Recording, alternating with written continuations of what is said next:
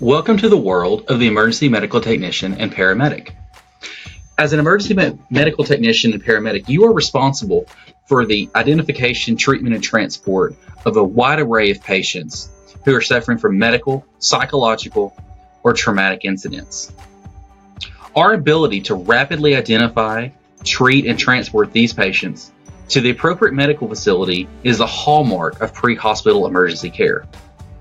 To accomplish this task uniformly and without fail each and every time, a uniformed algorithm patient assessment has been identified and implemented nationally.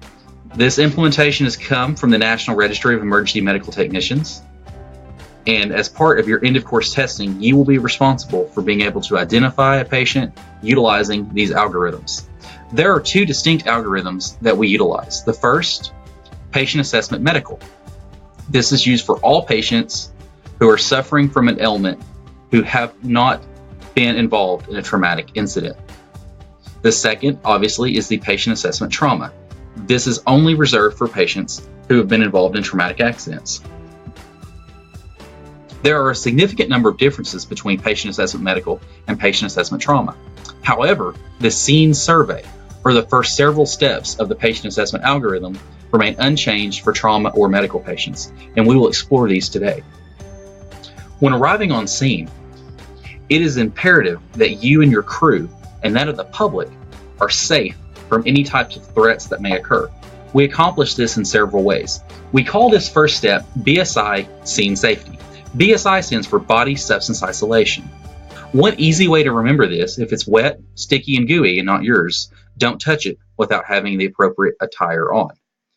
For us as EMTs and paramedics, that means we need to wear latex or rubber gloves to prevent blood from getting on our hands, occasionally gowns if there is vomit or blood emanating from the patient.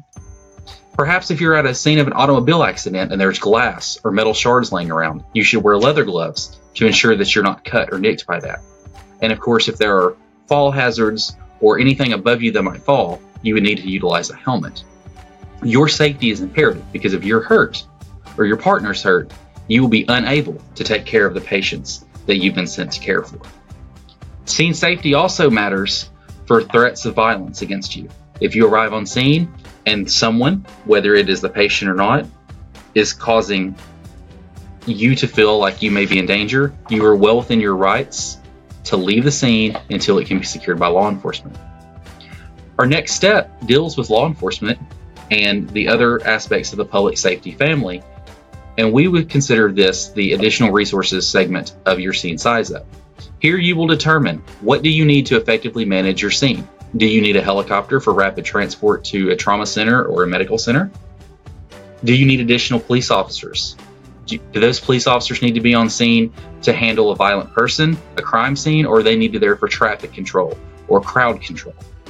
Perhaps you need the fire department to put out a fire, or perhaps you are treating patients that you feel may be suffering from carbon monoxide, and the fire department is needed for that.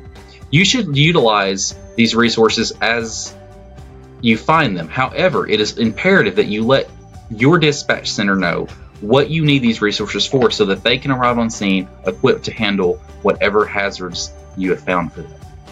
There are other resources that you also can consider. The street department, if you have street damage.